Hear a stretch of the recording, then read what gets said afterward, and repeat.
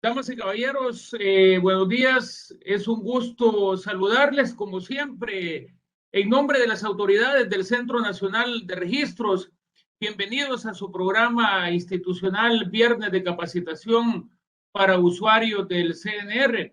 Un día que para nosotros es sumamente valioso, nos sentimos muy felices, contentísimos de que el día de ayer la revista Derecho y Negocios ha premiado al Centro Nacional de Registros como la institución más destacada del año 2021 y eso nos obliga prácticamente a seguirle dando sostenibilidad a todos los procesos de modernización, transformación y profesionalización del servicio público.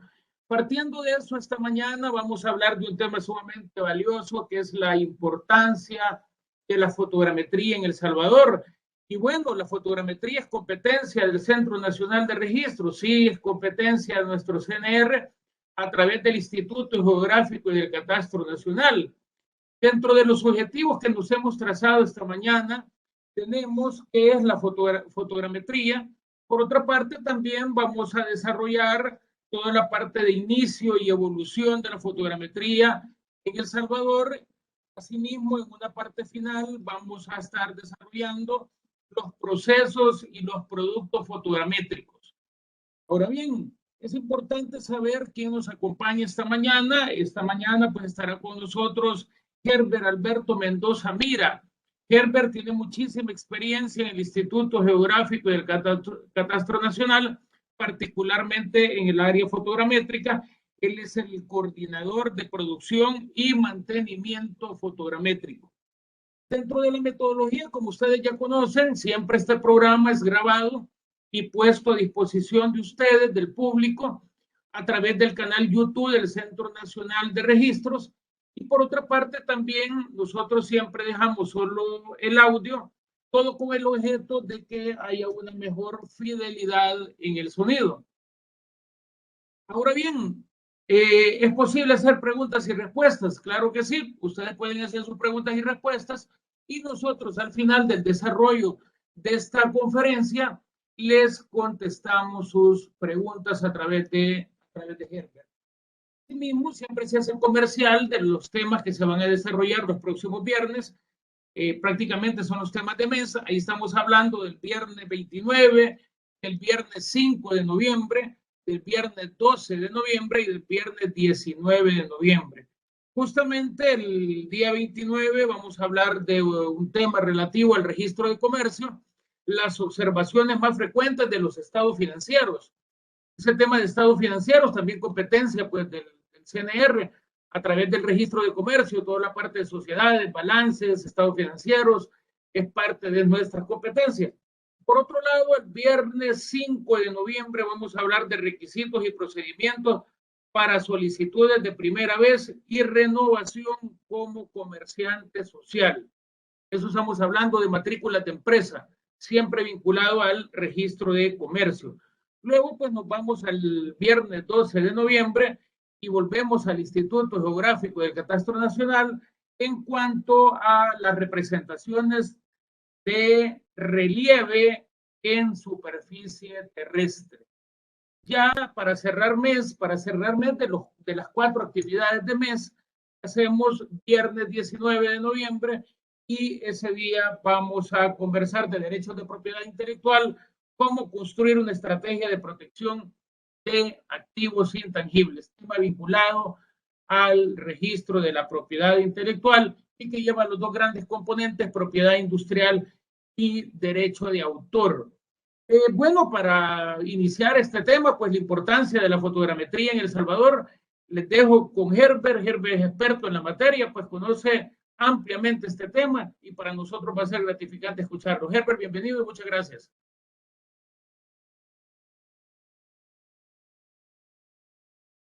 Vamos a poner ahí el audio, Herbert. Muy bien, Perfecto, te ahora escuchamos sí. bien. Sí, te escuchamos bien, Herbert. Buenos días. Bienvenidos todos. Este día vamos a desarrollar un tema muy importante, como todos los viernes de capacitación a través de estos canales. Muchas gracias por dejarme participar este día. Vamos a hablar acerca de la importancia de la fotogrametría en El Salvador. Hemos preparado una presentación de un tema, la fotogrametría en sí. Mi nombre es Herbert Mendoza, soy técnico en fotogrametría y estamos laborando en el Instituto Geográfico Nacional del Centro Nacional de Registro. Para más o menos contarles un poquito de mi trayectoria, desde 1973 estamos ya en el Instituto Geográfico Nacional cuando pertenecía al Ministerio de Obras Públicas. En los primeros 10 años de mi trayectoria estuvimos en campo como fotoidentificador. Desde ahí comenzamos a conocer la fotografía aérea y por supuesto comenzó a nacer también el interés por la fotogrametría. Al regreso de campo en 1988 aproximadamente, ingresamos al departamento de fotogrametría, comenzando a aprender cómo se hacían los movimientos ahí para llevar a cabo todos los procesos, hasta en 1998-99 aproximadamente, que nos trasladamos el Instituto Geográfico Nacional al Centro Nacional de Registro, dejamos de pertenecer del Ministerio de Obras Públicas y pasamos al Ministerio de, me parece, Justicia, después al Ministerio de Economía y ahora estamos aquí en el Centro Nacional de Registro. Para hacer un poquito de historia, en 1995 fue que tuvimos noticias nosotros que el Centro Nacional de Registro adquirió las primeras estaciones fotogramétricas, las cuales empezaban a conocerse. Vamos a hablar un poquito cómo ha evolucionado, cómo utilizamos para las diferentes áreas de trabajo, que benefician el desarrollo de nuestro país. Se utiliza tanto en el CNR como en el Ministerio de Medio Ambiente, en el Ministerio de Obras Públicas y otras instituciones públicas, así también en la empresa privada, siendo esto lo que marca la importancia de la fotogrametría en El Salvador. Su significado etimológico es fotos, que significa luz, grama, trazado o dibujo, metrón, es medir. En otras palabras, la fotogrametría nos permite medir sobre las fotografías, sobre las fotos. Por supuesto, para poder medir sobre las fotos, estas tienen que pasar por una serie de procesos que revisaremos uno a uno un poquito más adelante. Ahora comenzaremos hablando brevemente cómo ha evolucionado la fotogrametría.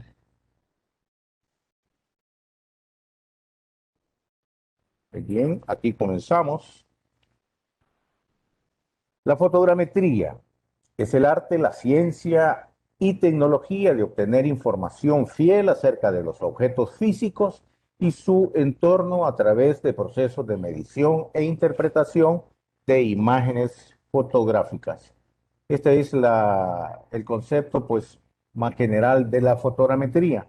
Existen dos tipos de fotogrametría, aérea y terrestre. Esto depende del modo como se adquieran las fotos. Si se hace de un avión, entonces estamos hablando de la fotogrametría aérea, y si después de una estación en tierra, pues esa es la fotogrametría terrestre. Por supuesto, el insumo principal de la fotogrametría es la fotografía. Esta técnica se basa en obtener mediciones en las fotos. Hacemos la aclaración que con una sola fotografía obtendremos información bidimensional, es decir, solo distancias a lo largo o a lo ancho de algún objeto. Con dos o más fotografías se puede obtener información tridimensional. Aquí ya entra la otra dimensión, que sería la elevación a que se encuentran los objetos, o lo que es igual a hablar de la visión estereoscópica. Para hablar de la evolución de la fotogrametría, Según los autores Thompson y Groner en 1980, y atendiendo al método de información de los modelos, se pueden identificar de tres tipos de instrumentos en fotogrametría. Los instrumentos analógicos. Estos son dos proyectores que también permiten el proceso de la visión óptico-mecánica. En estos proyectores era todo manual. Eh, Después continuaron los instrumentos analíticos, cuando ya la formación de los modelos se hace a través de métodos matemáticos. Llegando a los instrumentos digitales, ya las imágenes analógicas se convierten en digitales. Los métodos analíticos ya se introducen a un ordenador y entonces aquí comenzamos ya utilizando métodos informáticos, lo que hacen hacer la fotogrametría digital.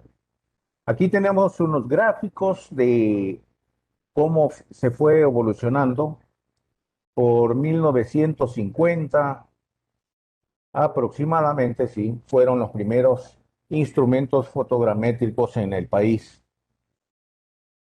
El primero que tenemos aquí es este es el multiplex, que su visión eran dos proyectores, eran dos cámaras que proyectaban la imagen en una plataforma y se tenían que ver a través de lentes anaglifos.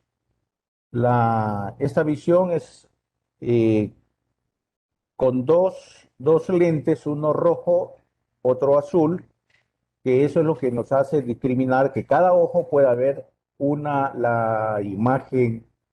imagen diferente. Es decir, que la imagen que estaría en el proyector derecho se va a ver solo con el ojo derecho y la del proyector izquierdo con el ojo izquierdo.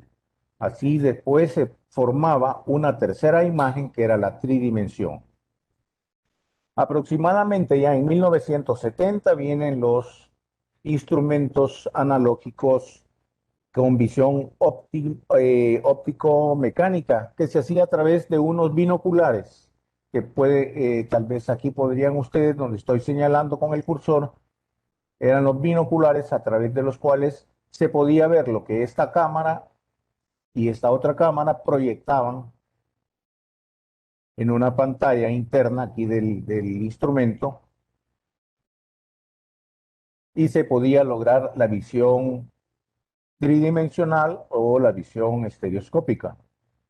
Aquí tenemos estas manivelas que servían para poder desplazarse en los ejes X y aunque aquí no se ve muy bien en esta fotografía, en la parte de abajo tenemos una plataforma que se movía con el pie derecho, y era para también desplazarse en la coordenada Z, es decir, en las elevaciones. Este es otro modelo de los instrumentos de visión óptico-mecánica o los restituidores. Estos eran, este modelo de aquí de abajo es el A7, que era el más avanzado en ese tiempo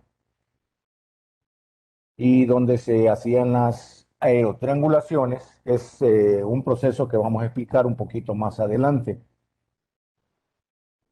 En este caso de aquí,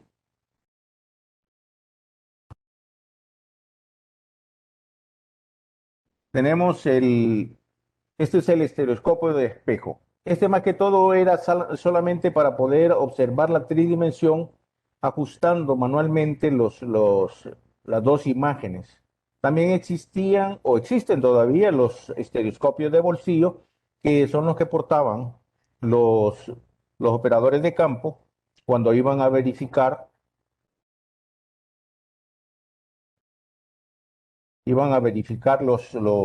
todos los trazos que se hacían en la fotogrametría, y además de eso también cuando iban a levantar el terreno en una fotografía, en una ampliación, porque al inicio, también quiero contarles, al inicio se sacaba la fotografía aérea, la foto de contacto, que tenía un formato de 23 centímetros por 23 centímetros. Esta fotografía se ampliaba hasta 4, dependiendo de la necesidad o las circunstancias del terreno, de 2, 3 hasta 4 veces, y con esto se iba a campo a trazar los linderos que existían en las propiedades. Después esta fotografía, ya con los trazos hechos de campo, se traía al departamento de fotogrametría, se orientaban los modelos eh, analógicamente o ahora como se hace digitalmente, y ahí se hacían los trazos.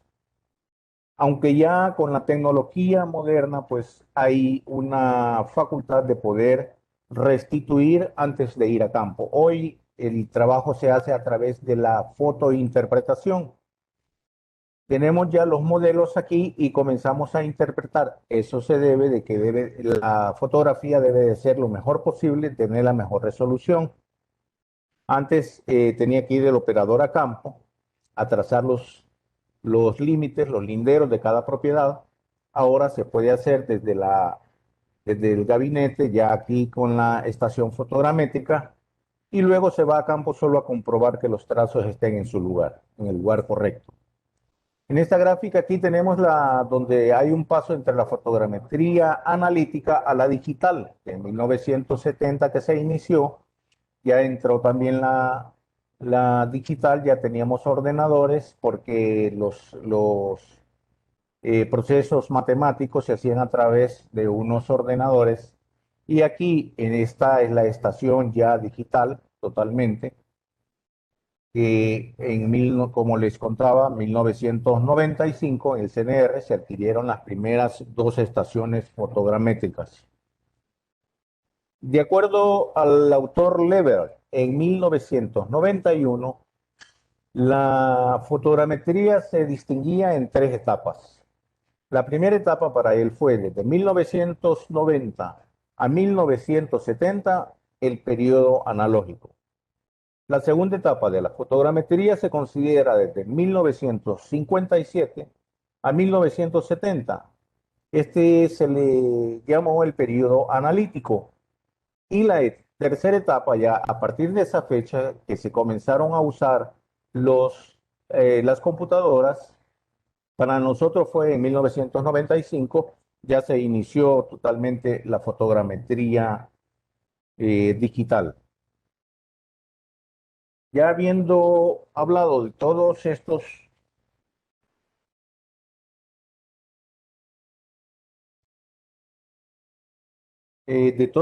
momentos de la fotogrametría,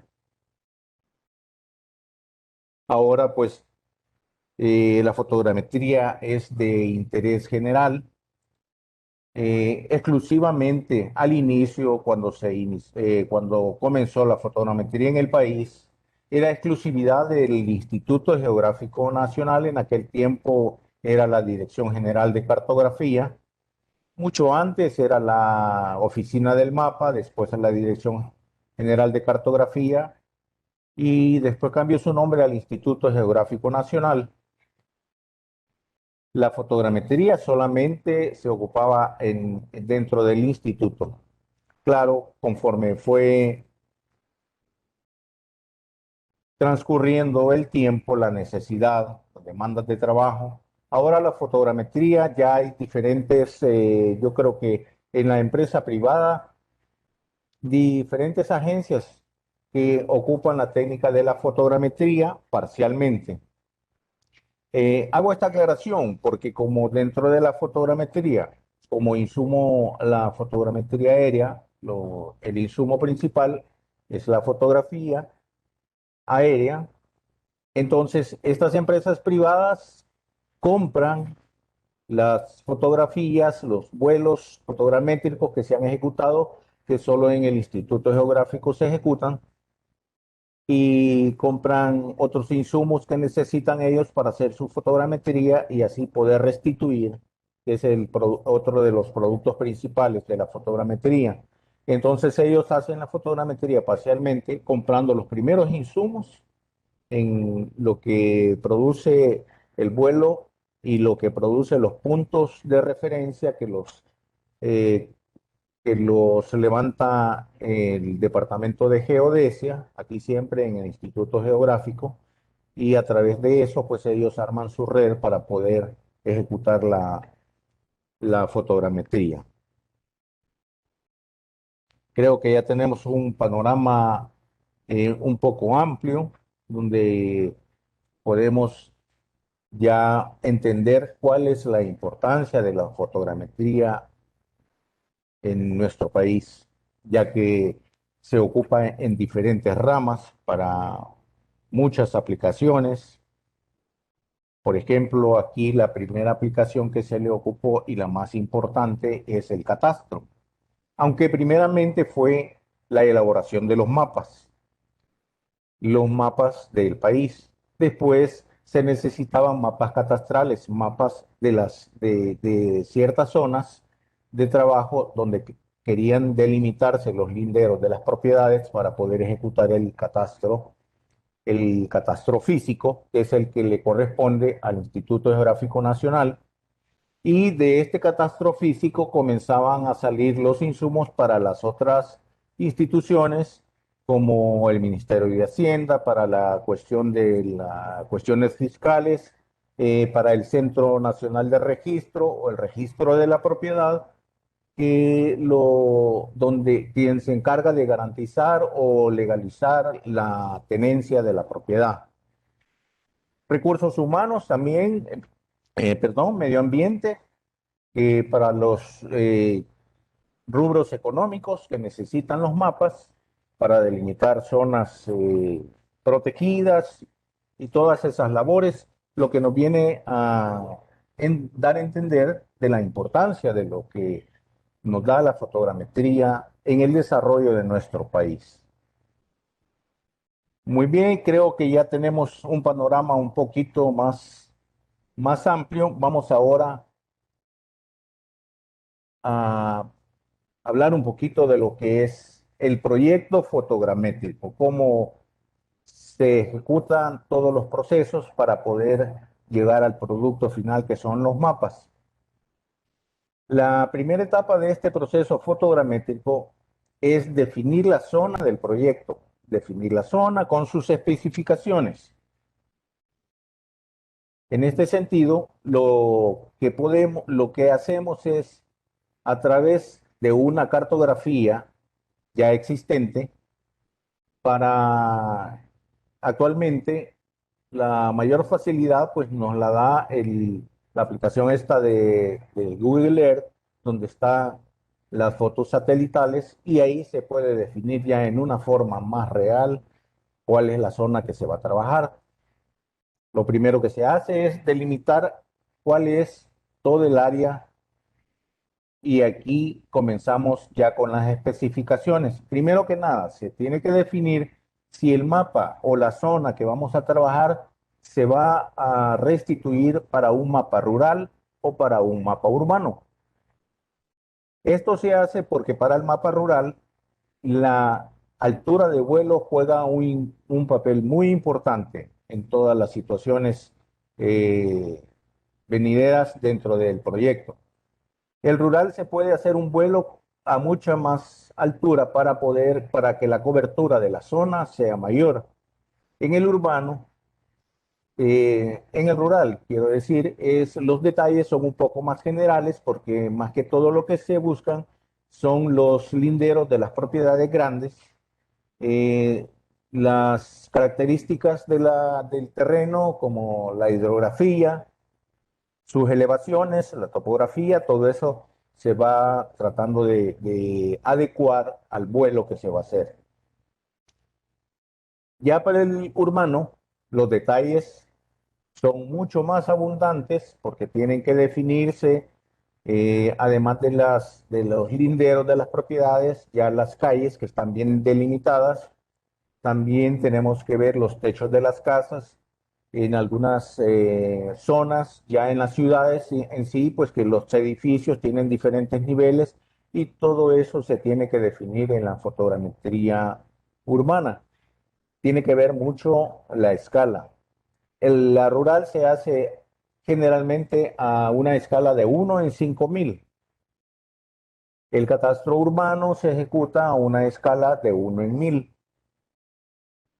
1.000. Como les decía al inicio, la altura de vuelo tiene mucho que ver aquí. Por la cobertura que se necesita ya para hacer el país, el mapa de todo el país, pues tiene que hacerse en una altura mucho más alta.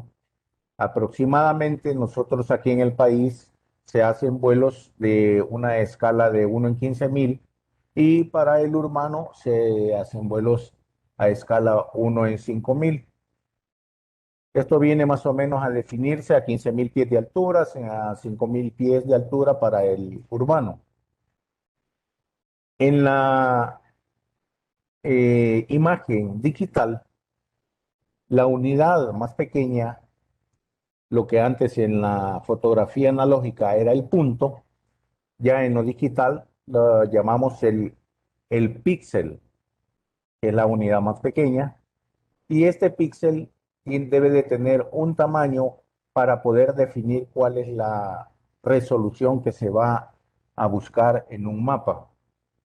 Para los mapas urbanos se ocupa un píxel de 10 centímetros de distancia de lado por lado. Entre más pequeño es el píxel, la resolución de la imagen es mucho mejor. Esto aquí tenemos ya esto. Esta es la influencia del tamaño del píxel, que aquí se le llama el GSD, por sus siglas en inglés es el Ground Sample Distance, que es el área que puede incluir en un píxel en el terreno, dependiendo de la escala que se va a volar. Aquí pues, nos dice que para saber cuáles son los errores permitidos en la orientación, es necesario saber la relación existente entre el GSD o el tamaño del píxel y la escala de restitución que corresponde a cada uno de ellos. Este es uno de los grandes cuidados que hay que tener cuando se están viendo están sacándose las especificaciones de la zona de vuelo, de lo que se va a trabajar, de lo que se va a hacer fotogrametría. Aquí, según esas autoras, allá por el 2011, 2012, nos sacaron esta tablita para tener una idea más o menos de cómo poder trabajar. Me refiero a Priscila García Flores, Eddume Ortiz, que sacaron este estudio y nos dieron esta tabla, que cuando el píxel es de 50 centímetros, estamos hablando de una escala de restitución de 1 en 10.000. Ya para hacer una escala de restitución 1 en 5.000, el píxel debe ser de unos 25 centímetros. Para una escala del urbano 1 en 1.000, el píxel debe ser de 10 centímetros. Ahora hay unas escalas más pequeñas, o mejor dicho, más grandes, 1 en 500, ya los mapas son mucho más grandes. El píxel lo ponen de 7 centímetros. El cuidado que se debe de tener aquí, porque no es por gusto, pues esta tabla, ya que si se ocupa un píxel demasiado grande, la resolución también es muy pequeña. No se puede definir un detalle. Entonces, cuando se va a restituir, el detalle sale un poco distorsionado porque el píxel es demasiado grande, abarca demasiado terreno. 50 centímetros de píxel abarca demasiado terreno y los detalles se pierden. Para un mapa 1 en 5.000, a veces para catastro se necesita una buena precisión porque se están delimitando los linderos de las propiedades y eso pues es bastante delicado que no vaya a desplazarse un lindero más de lo debido.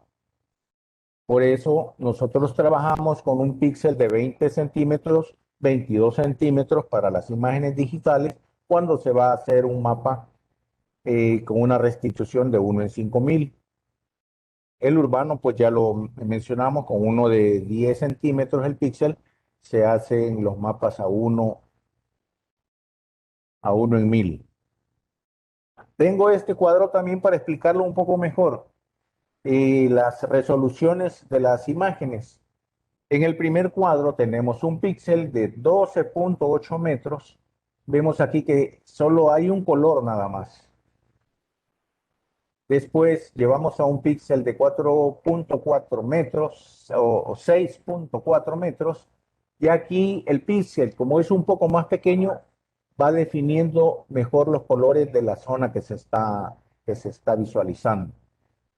Y asimismo pueden ver 3.2 metros, 1.6 metros y cómo se va definiendo la imagen. Ya a un píxel de 80 centímetros se ven un poquito los elementos que tiene. A 40 centímetros ya podemos definir que hay unos automóviles aquí, hay unas vegetaciones, unos techos. A 20 centímetros, que es lo que se ocupa para la restitución 1 en 5000 o lo que es la restitución rural, ya se ve mucho mejor el detalle y claro, en el urbano ahí ya se define pues con mayor detalle todos los elementos, que es 1 en 10, quiero decir 10 centímetros el tamaño del píxel. Hablamos de la resolución de las imágenes. Hay cuatro tipos, en general tenemos cuatro tipos de resoluciones. La primera resolución, que es la más importante, acabamos de hablar, es la resolución geométrica o la resolución espacial, que existe pues eso de cuánto es aquí tenemos un concepto un poquito más específico, que es la capacidad del sistema para distinguir el objeto más pequeño sobre una imagen. Entonces, entre más pequeño es el píxel, la imagen se va a definir mucho mejor. La siguiente es la resolución temporal. Ya más o menos habla más que todo de los tiempos que se tarda en tomar una fotografía de un punto y en cuánto tiempo después se vuelve a tomar la fotografía del mismo punto o del mismo lugar. Esta es la resolución temporal. Cuando se trata de la actualización del catastro, actualización de los mapas, es necesario que sea reciente la fotografía para así pues tener un mapa más fiel a la realidad. La otra de las resoluciones importantes es la resolución espectral. Esta es la capacidad del sensor para poder discriminar la radiancia detectada en distintas longitudes de onda del espectro electromagnético. Ya, la banda es los intervalos de longitudes de onda explorados por el detector en cada canal. Entonces depende esta resolución del número de canales que tenga la imagen o el sensor y el ancho de banda de cada canal.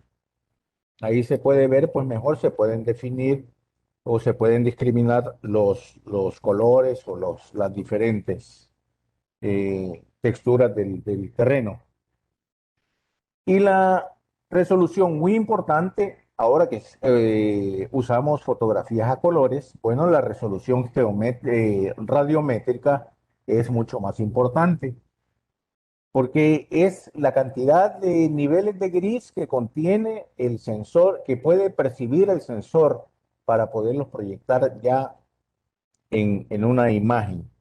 Regularmente usamos imágenes de 8 bits que ya tienen una información bastante abundante para poder definir los detalles en una imagen. Aquí hay un detalle que también se me hace importante mencionarlo. Cuando estamos hablando de lo digital, cada imagen necesita cierto espacio de memoria para poderse almacenar. Las imágenes de 8 bits son las que tienen aproximadamente de 0 a 255 niveles de grises y en lo digital cada imagen representa una capacidad de memoria más o menos de un giga y medio. Entonces, A veces se hablan de imágenes de 16 bits que tienen mucha más información, pero lo curioso es de que la capacidad o la agudeza visual del humano ya no puede distinguir entre una imagen de 8 bits y una imagen de 16 bits. Y siendo de que para almacenarla de 16 bits necesitaríamos el doble, entonces es suficiente con una de 8 bits y tenemos un poco más de espacio en la memoria en nuestras computadoras.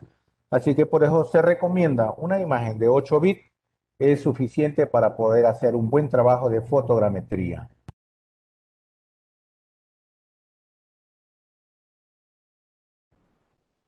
Muy bien, para continuar con el proceso de estos proyectos fotogramétricos, llegamos al vuelo. Ya ahí tenemos las especificaciones, la zona que vamos a volar. Hoy ya vamos a planear el vuelo.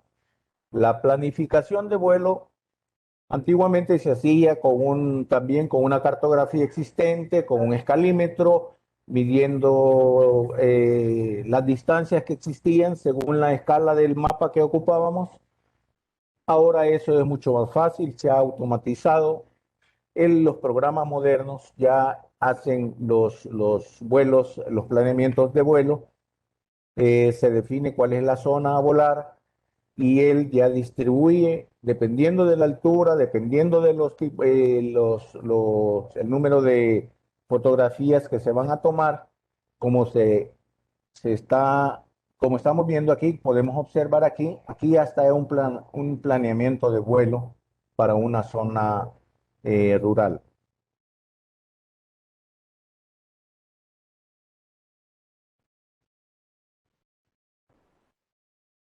Quiero ver un poquito más. Aquí está. Ya una vez el planeamiento de vuelo, la siguiente etapa es la ejecución del vuelo. En esta gráfica lo que nos indica es de que para lograr la visión estereoscópica entre una fotografía y otra fotografía, eso también se tiene que definir, olvidé mencionarlo en el planeamiento de vuelo, el traslape que tiene que existir entre una y otra foto.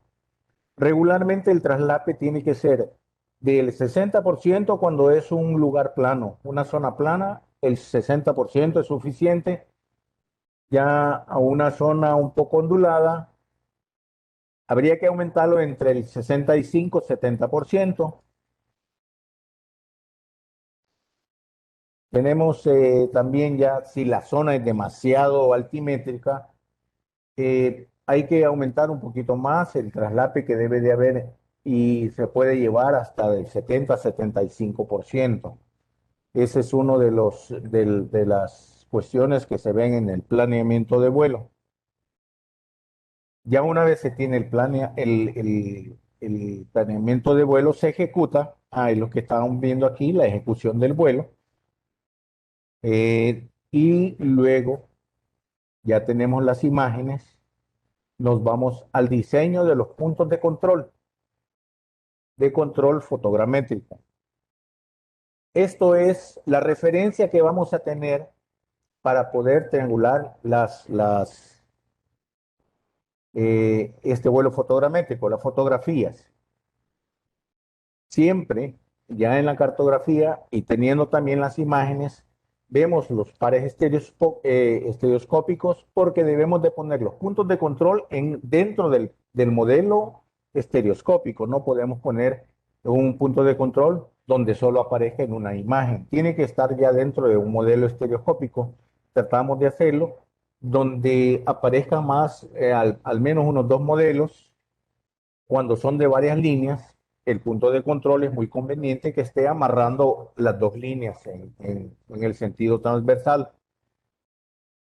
Además de eso, hablábamos del traslape que debe existir longitudinalmente, que era el 60, dependiendo del terreno, al 75% si es muy altimétrico.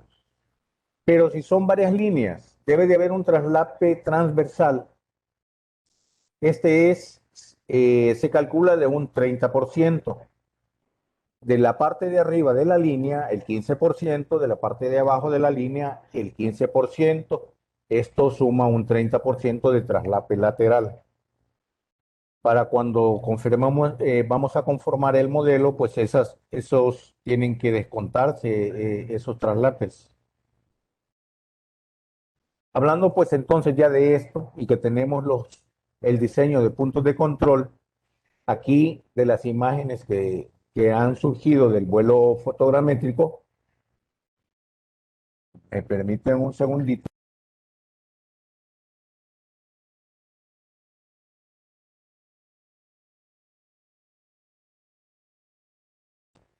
Bien, ya teniendo las imágenes y hacemos el diseño de los puntos de control.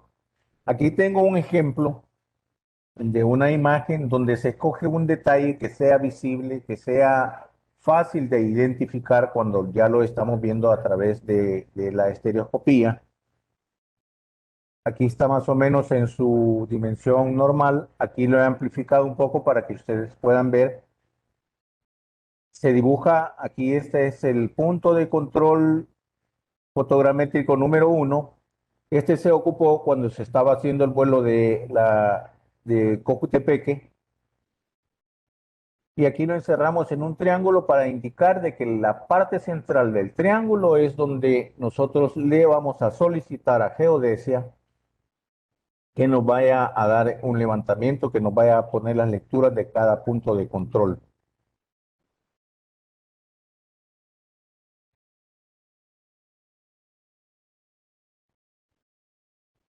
Después de que se le envía esta solicitud a Geodesia con los diferentes puntos de control que necesitamos para poder triangular este vuelo, este es el listado, un ejemplo de lo que el Departamento de Geodesia nos envía con las coordenadas geográficas, las coordenadas ya planas en las diferentes proyecciones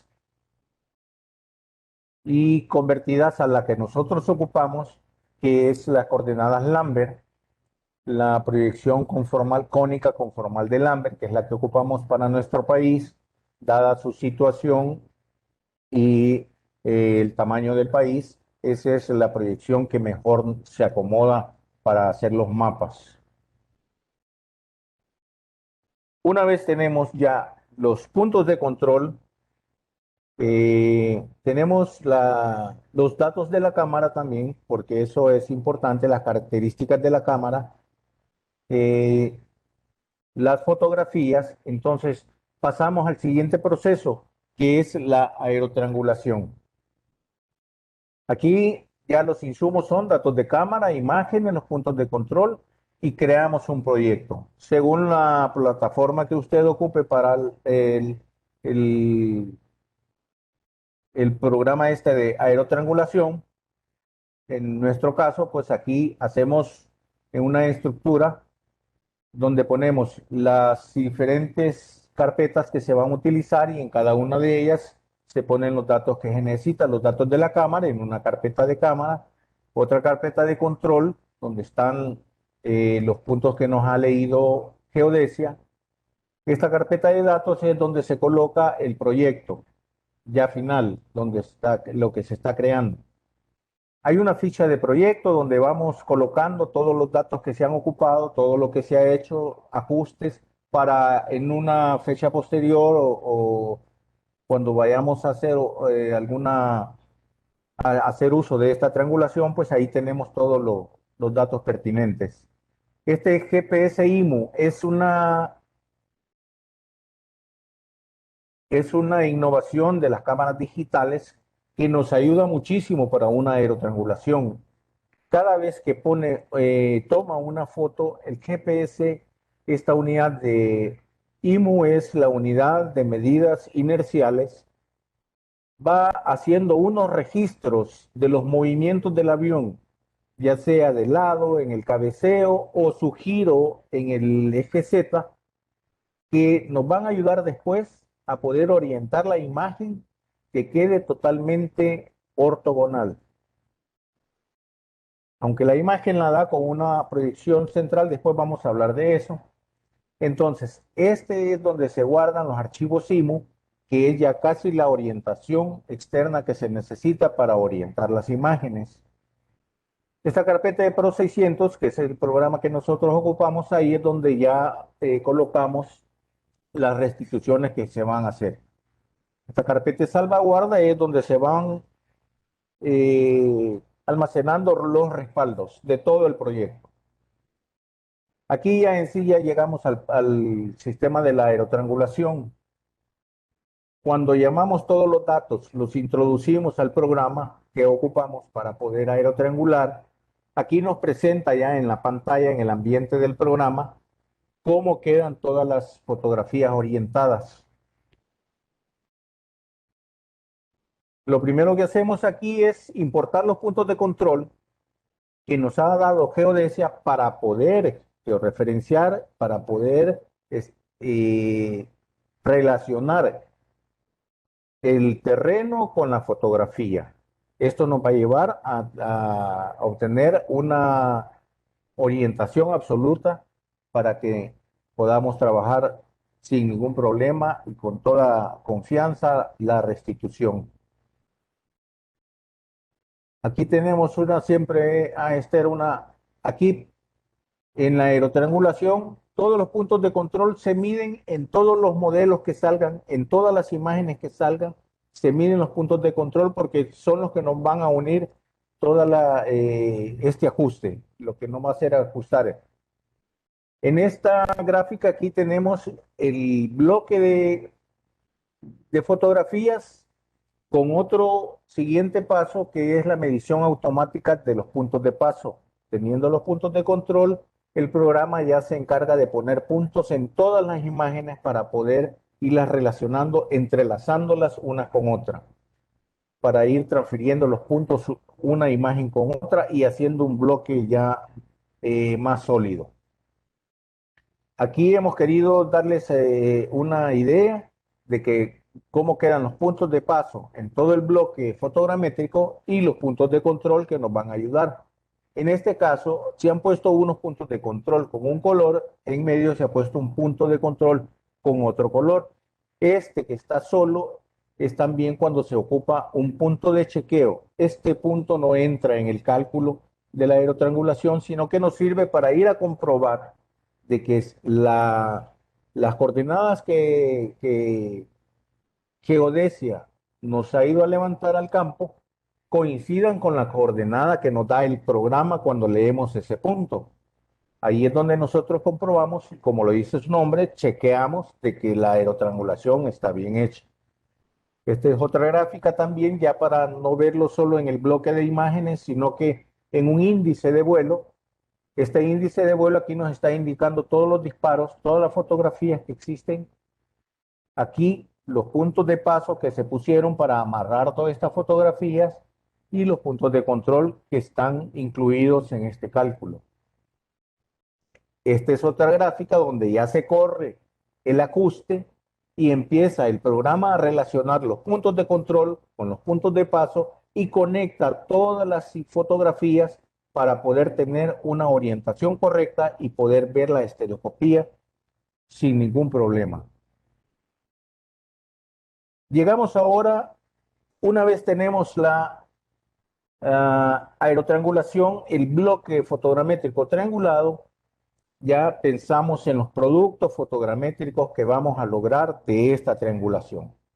Así vemos que el primer producto es la restitución fotogramétrica. El siguiente producto, el modelo digital del terreno y las ortofotos. En la restitución fotogramétrica vemos el modelo que hacemos los modelos de cada modelo estereoscópico. Vamos aquí definiendo el área útil. Como les decía, aquí quitamos el 15% de los lados, que es el 30%, nos queda el 70%. En el traslape es el 60%, le quitamos el 10% a cada lado. Esta reducción es para lograr que los ángulos hayan tenido ahí la menor desviación y entonces logramos un área útil de un modelo estereoscópico.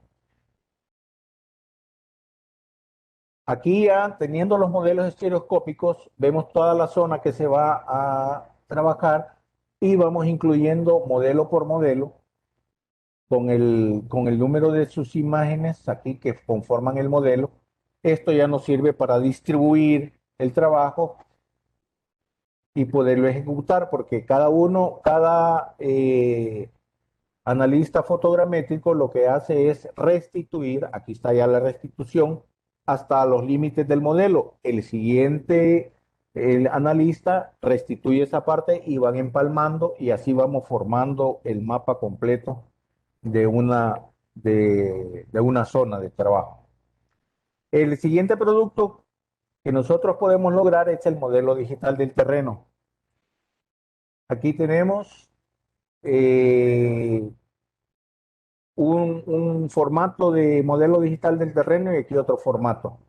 El modelo digital del terreno, aquí ponemos un concepto que es la representación visual y matemática de los valores de altura con respecto al nivel medio del mar, que nos permite caracterizar las formas del relieve y los modelos y los elementos u objetos presentes en el mismo.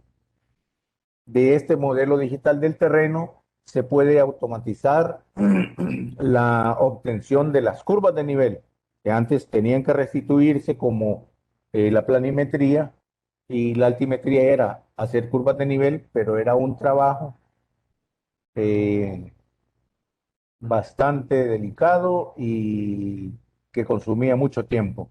Con el modelo digital del terreno ya esto se puede automatizar y se sacan los modelos altimétricos con toda facilidad.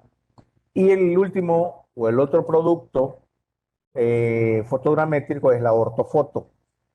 La ortofoto es la imagen rectificada, es decir, que pasamos lo que hablaba de la proyección central a una proyección ortogonal. Lo que hace aquí el programa es que todos los ángulos, las proyecciones en diagonal que tenían todas las fotografías para los puntos del terreno, los pone ortogonalmente, un ángulo recto, entonces con eso nos ayuda a tener una escala uniforme en toda la imagen. Y por eso es de que ya en la ortofoto usted puede hacer medidas sin ningún problema, dependiendo de la escala que sea la ortofoto, así usted va a relacionar con la realidad del terreno. La restitución, que es lo primero que se hace, aquí la sobreponemos sobre la ortofoto y aquí usted puede ver pues que todo está en su lugar, pero los elementos del suelo son los que están en el lugar exacto, más preciso, no exacto, más preciso. Los que sí tal vez pueden tener alguna variación son los techos o todos los elementos que estén arriba del suelo, porque en la ortofoto solo se ha rectificado en X y Y, no se toma en cuenta la elevación. Y así pues al final podemos hablar ahora de las aplicaciones de la fotogrametría. Aquí hay algunas áreas donde se ocupa intensamente la fotogrametría, la ingeniería, la arquitectura, la industria, el registro inmobiliario, aquí donde estamos precisamente, la administración geográfica, que es la cartografía, y los mapas catastrales. Con esto, pues creo que hemos cubierto un panorama completo de lo que es la fotogrametría. Solamente me queda por ponerles aquí algunas referencias de donde si puede existir alguna duda, todo esto se puede encontrar en el internet y cualquier cosa, pues, o alguna pregunta que ustedes tengan o alguna duda, pues con todo gusto, si está a mi alcance, pues se las puedo contestar. Y si no, aquí estoy poniendo mi correo para que nos podamos comunicar, cambiar impresiones, cambiar experiencias, que eso nos ayuda muchísimo porque esta es un área que está constantemente actualizándose y se necesita pues estar al día con los últimos adelantos. Así es que sin más por el momento, yo creo que por esto es todo de mi parte. Si hay alguna pregunta, con mucho gusto, pues estoy atento a escucharla para poder responderla. Bueno, Herbert, muchísimas gracias. Estaba verificando en este momento en el chat si existía alguna pregunta. No, no tenemos, solo estaba la solicitud del establecimiento de la dirección de correo electrónica, en la cual pues ya esa dirección ya se ha establecido, ya se ha puesto esta dirección de correo electrónico. Por otra parte, ahí está, y Herbert ha puesto la dirección de correo electrónico para cualquier consulta que se le quiera realizar con respecto a este tema importante, la fotogrametría en El Salvador. Para nosotros ha sido gratificante, Herbert, la forma clara, detallada, sistemática, muy académica la presentación. Son temas que, pues sí, no son de a diario, y la experticia que se logra a través del Instituto Geográfico y del Catastro Nacional, esa historia que tú has contado desde la fecha que estás en el Instituto Geográfico del Catastro, de aquel momento, yo creo que es algo que vale la pena, ese conocimiento que se ha venido acumulando en el tiempo. Y con respecto a la temática del próximo viernes, les comento de que el próximo viernes nosotros vamos a estar conversando de un tema vinculado al registro de comercio, las observaciones más frecuentes de los estados financieros. Observaciones más frecuentes de los estados financieros. Eso va a ser el día viernes 29 de octubre, terminando mes. Este año de verdad que va sumamente rápido. Ya en algún momento he dicho cuáles son los 3 temas del mes de noviembre.